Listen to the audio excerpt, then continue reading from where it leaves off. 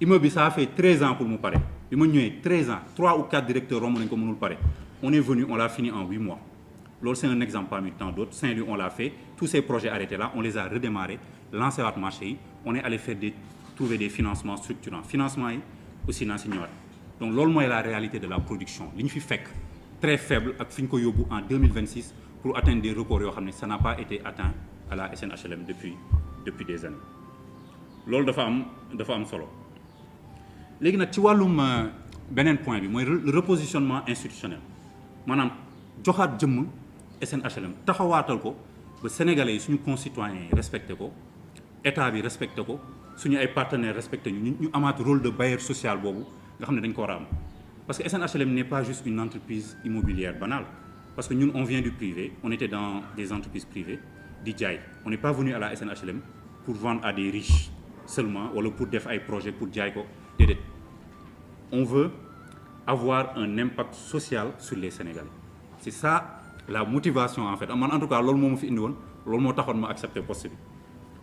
donc repositionnement institutionnel boobu dafa am solo fekk nañ fi ay agences par exemple on a 5 agences régionales pour s'aligner avec la vision 2050 on les a transformées en pôles territoriaux parce que dañu bëggoon dans le cadre de la politique du gouvernement des pôles territoriaux d'équité territoriale projet SNHLM yëpp Sénégalais yëpp gis ci seen bopp que ce soit à Saint-Louis Ziguinchor Tambacounda Kaolack c'est pour ça que vous avez vu récemment en janvier ñu lancer les programmes prioritaires dans les pôles territoriaux pour que Sénégalais yëpp gis ko on a même changé suñu slogan bi ñu ñëwee on a dit que maintenant SNHLM partout et pour tous pour que mu vraiment mu nekk loo xam ne dafa inclusif léegi nag ci wàllum financement yeeg yooyu fii ni ñu doon defee financement mooy li gën a classique mooy dem leb banque mu lebal la sur 2 ans nga def sa projet su projet bi antuwul nga am ay problème pour fay et cetera ñun on a essayé de vraiment prendre des risques faire autre chose par exemple aujourd'hui je vous le dis et ça le comité national de la dette publique qui est au niveau du ministère des finances du budget et des finances duñu ma weddi il y a un financement de 13 milliards qui est prêt pour la SNHLM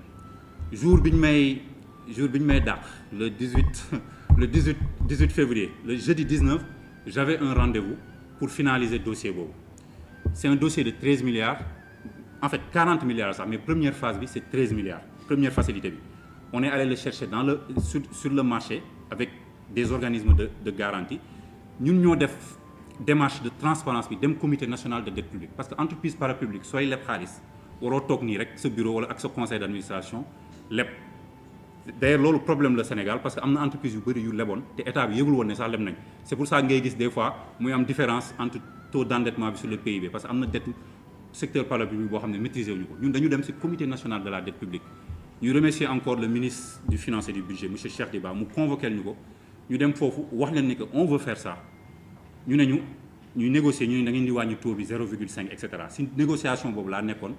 jour bi ñu may dàq alors qu'on allait le finaliser donc je laisse ça puisque suñu la dàqee mënatoo engagé yenn signature sur le long terme je laisse ça au nouveau DG s'il estime pertinent de continuer la SNHLM aura un financement qui va lui permettre de financer ses projets sur la route de Mbour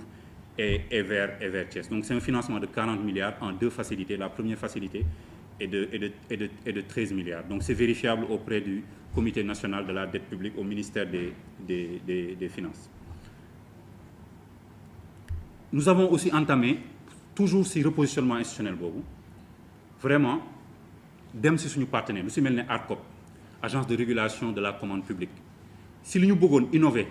bañ a yem rek si lancer marché kii gagné ñu bëggoon nañ def ay CPI maanaam ay contrat de promotion immobilière def ay PPP par exemple on est allé voir l'ARCOP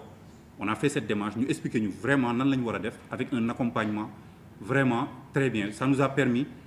de vouloir de diversifier manière bi SNHLM di lancer ces projets parce qu'il y avait des projets extrêmement lourds yoo xam ne d'ailleurs on était en train d'y travailler lancer guñu ko lu si mel ne yi war a am biir Dakar qui nécessitait peut-être d'autres choses